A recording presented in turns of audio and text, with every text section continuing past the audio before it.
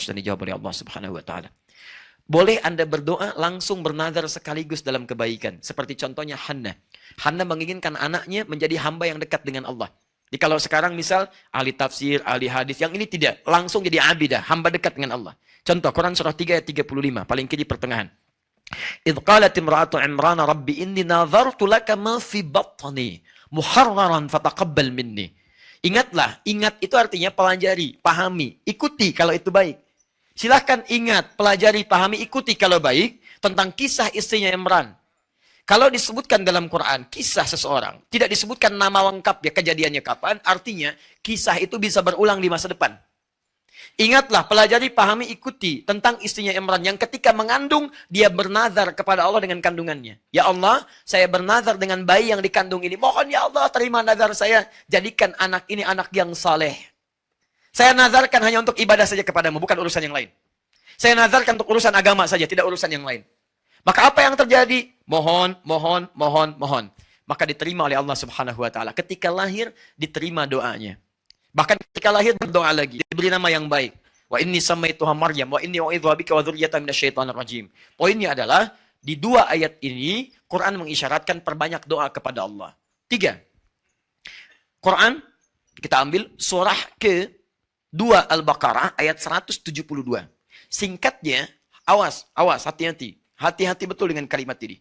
Tolong maaf ya, tolong ayah-ayah, calon ayah ketika istri sedang mengandung, juga nanti setelah melahirkan, saya bicara dengan tahap kandungan dulu, jangan sekali-kali membawa yang haram ke dalam rumah sampai dikonsumsi oleh istri Anda yang tengah mengandung. Karena bahayanya luar biasa.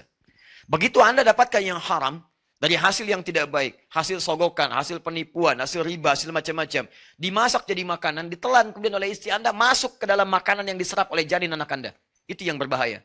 Maka ketika masuk ke situ, ada larangan yang sangat berbahaya di situ. Maka turunlah ayat-ayat meminta para ayah untuk mencari nafkah yang halal. Ya ayyuhalladzina amanu kulu min thayyibati ma razaqnakum. Hei orang-orang beriman, sepanjang Anda mengaku beriman, cari yang halal, cari yang baik-baik. Kalau kamu sudah sediakan yang baik, kenapa kamu pilih yang tidak baik? Kamu bisa pilih yang halal, kenapa yang haram? Toh kamu itu ketika hidup tidak akan kehilangan rezeki. Jangan takut kehilangan. Dicari yang halal, dapatnya segitu berkah. Cari yang haram, dapatnya segitu juga. Ingat, rezeki Anda tidak akan tertukar. Hanya putri yang ditukar. Ingat, menteri yang tertukar. Rezeki tidak. Kalau jatah Anda sampai meninggal 1 miliar, sampai wafat 1 miliar nggak akan tertukar. Anda cari yang haram, dapatnya 1 miliar. Anda cari yang halal, dapatnya 1 miliar. Kalau bisa dengan cari yang halal, kenapa cari yang haram? Kenapa? Kalau bisa dapatkan dengan cara yang taat, kenapa bermaksiat? Bedanya di keberkahan. Rizki yang berkah itu menghadirkan segala kemuliaan dalam hidup Anda. Dia tidak akan kehilangan rizki. Jangan khawatir, jangan takut. Datangi yang halal. Masuk konsisten di dalamnya. Baik, teman-teman. Ini poinnya. Begitu Anda coba-coba mengambil itu semua, maka apa yang terjadi? Anda sedang memandang bara neraka dalam perut istri Anda plus dalam janin anak Anda. Maka yang lahir akan sesuatu yang luar biasa. Kata Nabi, hati-hati. Paling minimal doanya sulit akan terhijab dengan yang haram itu. Ya, awas. Tsumma dzakara rajulan, Nabi mengisahkan seorang lelaki yutilu safar, menempuh perjalanan panjang. As'asa aghbara, sampai berpenampilan dekil, kumal. Maaf, yamuddu yadayhi ila sama, tangannya diangkat ke langit. Fayaqulu ya Rabb, ya Rabb. Dia melakukan 3 amalan untuk mempercepat dikabulkannya doa. 1, perjalanan panjang karena Allah. Dia ingin bertobat karena Allah. Perjalanan ingin berdoa karena Allah. 2, mengangkat tangan. Doa orang yang mengangkat tangan lebih cepat dikabulkan dibandingkan dengan yang diam. 3, menyebut al-asma'ul husna. Orang yang memulai dengan al-asma'ul husna lebih cepat dikabulkan dibandingkan dengan yang tidak. Dia melakukan ketiganya. Seharusnya 3 kali lebih cepat dari orang biasa. Tapi kata Nabi, anna yustajabu lidzalik. Mustahil doanya bisa dijawab. Mustahil. Kenapa? Maaf, mat'amu haramun. Karena makanan yang masuk ke perutnya haram. Perhatikan sini. Ini apa? Gelas. Isinya apa? Halal atau tidak? Apa fungsi air? Menghilangkan haus. Kita cek. Bismillah. Alhamdulillah. Sekarang lihat. Gelas ini kosong atau berisi? Atasnya ada penutupnya atau tidak? Tidak. Isinya apa? Air. Kalau saya masukkan spidol, bisa nggak? Bisa. Masuk. Kan? Bismillah. Lihat sini. Ini atasnya terbuka, saya masukkan spidol, masuk. Saya masukkan uang, masuk tidak? Masuk. Saya masukkan. Saya masukkan mutiara, masuk tidak? Tergantung, kalau mutiaranya sebesarnya tidak. Ya. Di poinnya, kalau kita kikis, masuk. Sekarang persoalannya, lihat sini. Kalau saya tutup begini. Saya masukkan spidol, masuk tidak? Saya masukkan koin, masuk tidak? Seperti itulah orang yang bermaksiat di hadapan Allah. Ketika yang haram masuk dalam dirinya, maka akan ada sekat dalam jiwanya. Naktas sauda. Kalau semakin banyak masuk yang haram, jadilah seperti ini. Bukan Allah tidak mengabulkan doanya. Jadi begitu diberikan mantul, mantul, mantul, mantul. Yang paling bahaya, kalau yang haram masuk kemudian menyebar dengan darah, jadi daging. Masuk ke telinga, turun Quran surah 6 ayat ke-25. Wa fi adhanihim waqra. Di telinga ada sumbatan seperti ini. Akhirnya apa yang terjadi? Begitu adzan berkumandang Allahu Akbar, balik mental. Gak bisa. Karena maksiat menutup pintu telinganya. Bahaya. As-salatu khairum minan naum. Berubah. An-naumu khairum minas salat. Tidur. Tidur. Padahal rumah dia samping masjid. Speaker ke sini ke rumah dia. Gak bisa. Gak bisa. Tapi yang haram, karena haram ketemu haram, nyambung. Konser musik, ada maksiatnya, ada jogetnya. Wah, 10 juta dibeli, tiketnya habis. Samping rumah, majlis taklim. Gratis. Ustaznya datang sendiri, nulis sendiri, ngapus sendiri, direkam. Ada sarapan paginya, gak datang. Susah. Samping rumah, susah. Kenapa? Karena perangkat hidupnya itu nyambung dengan yang sejenis, frekuensinya sama. Maksiat ketemu maksiat, taat ketemu taat. Karena itu kalau Anda jadi orang baik, Anda gak akan nyambung pada maksiat. Gak akan nyambung. Kata-kata Anda pasti baik. Ke tempat yang tidak baik gak akan melangkah. Tapi kalau Anda jadi orang yang tidak baik, mudah mengeluarkan yang tidak baik. Kalau Anda mudah mengeluarkan yang tidak baik, cek apakah ada maksiat atau yang haram dalam diri Anda. Di setiap ayah membawa yang haram masuk ke janin istri, ke perut ibunya, istrinya, ke janin dikonsumsi itu yang paling bahaya. 4, terakhir. Ini tolong maksimalkan amalan keempat ini khususnya saat usia kandungan 4 bulan. Karena usia kandungan 4 bulan itulah roh mulai ditiupkan. Di sebelum 4 bulan roh belum ada. Saat 4 bulan roh ditiupkan. Apa dalilnya? Hadis Al-Arba'in aja paling cepat. Al-Arba'in karang Imam An-Nawawi nomor hadis yang keempat. Riwayat Abdullah bin Mas'ud radhiyallahu taala anhu. Paling kanan paling kiri sebelah atas. Ya ada kitab Al-Wafi halaman 59 buka itu dengan syarahnya. Baik, singkatnya lihat, inna ahadakum yujma'u fi batni ummihi arba'ina yawman nutfah. Setiap kalian dihimpun di perut ibundanya 40 hari pertama berbentuk nutfah. Pancaran spermatozoa dengan ovum. Sperma nyatu dengan ovum nyatu jadi satu. Baru berproses. Tsumma yakunu mithla dzalika 'alaqah. 40 hari kedua jadi 'alaqah, nempel di zigot di dinding rahim. Tsumma yakunu mithla dzalika mudghah. 40 hari ketiga usia 4 bulan, 120 hari berbentuk mudghah, keratan daging yang mulai berbentuk. Thumma yursalu ilaihil malak, diutus seorang malaikat, fayanfukhu fihi ruh, ditiupkan ruh. Di usia 4 bulan roh mulai ditiupkan. Seorang yang tengah mengandung dalam usia 4 bulan, hati-hati. Ingat, seorang yang telah mengandung artinya perempuan dengan rahimnya, bukan laki-laki yang sewa rahim. Hati-hati. Dia mengandung dalam usia 4 bulan, maka roh ditiupkan, ada roh di dalam kandungannya. Sudah masuk. Nah, kalau roh sudah masuk ini, maka sepakat para ulama, kedua orang tua ini mesti memperbanyak amal soleh. Karena setiap kegiatan yang soleh yang dikerjakan oleh ayah, khususnya ibunya, itu akan berdampak langsung kepada janinnya. Dan hebatnya, itu sudah diteliti oleh para dokter, termasuk dokter-dokter dari kalangan non-muslim. Saya coba konfirmasikan ini ketika mengandung istri saya. Ya, ketika mengandung istri saya anak yang pertama. Datang kami ke dokter kandungan muslimah. Ketika datang, langsung mengatakan, ya Pak, ini sudah ada penelitian Pak, dari dokter-dokter se-Asia Muslim. Menyimpulkan bahwa ketika ayah ibunya banyak berbuat amal soleh, itu langsung berpengaruh pada posisi janin di dalamnya. Bahkan di Malaysia pernah langsung, kalau kita mungkin di kayak USG gitu ya, seperti itu, dan dibacakan Quran. Begitu dibacakan Quran, kemudian dilihat di 4 dimensinya, ternyata posisi janin itu tiba-tiba berubah seperti bersujud. Nah, tanda hasilnya ternyata luar biasa. Semakin banyak orang tua yang berbuat amal soleh. Misal, Anda rajin baca Al-Quran, rajin menunaikan sholat, tahajudnya macam-macam. Itu akan berdampak pada keadaan janinnya. Sebaliknya, orang tua yang rajin maksiat akan berdampak dahsyat pada keadaan janinnya. Nah, ternyata pembuktian luar biasa. Saya coba itu semua. Ya, jadi ketika istri misalnya tengah mengandung, baca Quran, Bun. Baca Quran, bismillah. Kalau capek tempelkan earphone-nya. Ayo, tempelkan. Ketika keluar, tempelkan. Apa yang terjadi?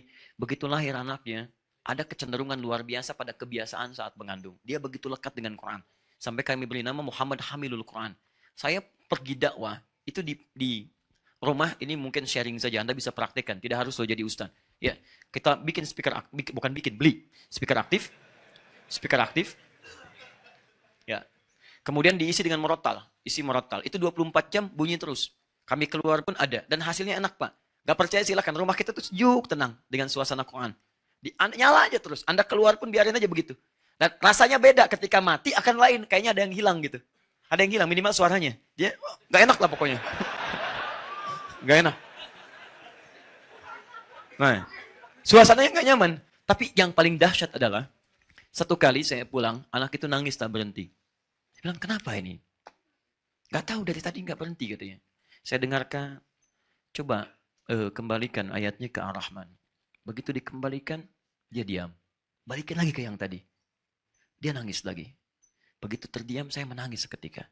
Ternyata ayat yang didengar tadi sedang berbicara tentang surah-surah kiamat. Dia sering mendengar. Surah-surah itu menggerakkan jiwanya untuk mengeluarkan air matanya.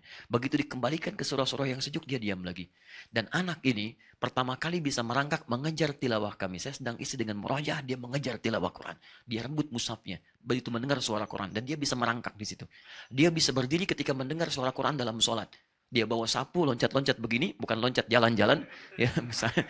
Kemudian berdiri, tahu-tahu di samping kami sudah berdiri. Dan dia bisa berdiri dengan mengejar Qurannya. Tapi hati-hati yang penting, ketika sudah dekat dengan Quran, nah jangan Anda hadirkan lawannya. Salah satu lawannya itu musik-musik, apalagi yang tadi yang ada maksiat-maksiatnya, dia akan lupa lagi di situ. Ya, bukan berarti haram dalam konteks itu, ya bukan, tapi akan mengganggu frekuensinya di situ. Dijauhkan dulu, kecuali hal-hal yang bisa membantu notasi-notasinya. Nah, saya kembalikan lagi teman-teman sekalian kepada yang tadi, ayo kerjakan. Sebaliknya, saya langsung menangani kasus ini nyata, saya sendiri yang tangani pada saat itu. Maaf. Ada seorang ibu, solihah luar biasa. Suaminya juga saleh. Datang bawa anaknya, belajar di kelas kami. Di awal-awal saya datang ke Indonesia, kemudian mengajar, 30 anak saya kumpulkan. Itu Masya Allah. Apa yang terjadi? Anak yang lain rapi, dia pun rapi, duduk gitu kan.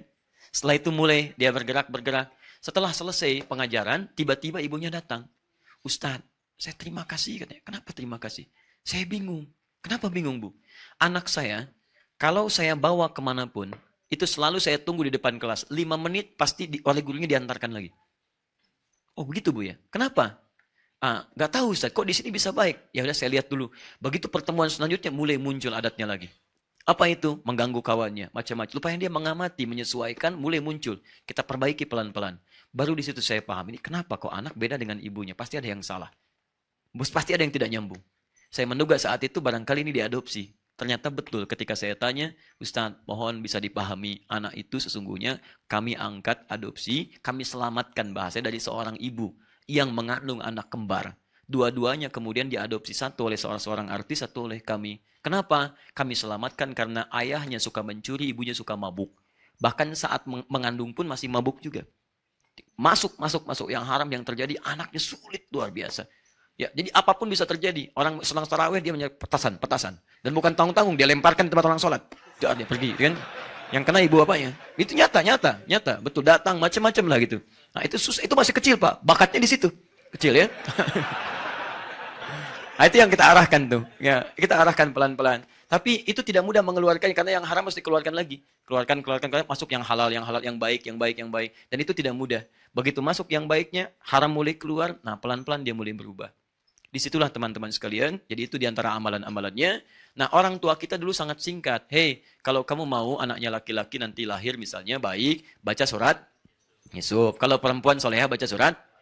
Nah, yang dimaksud baca itu, kalau bahasa orang tua kita pelajari, bukan cuma dibaca.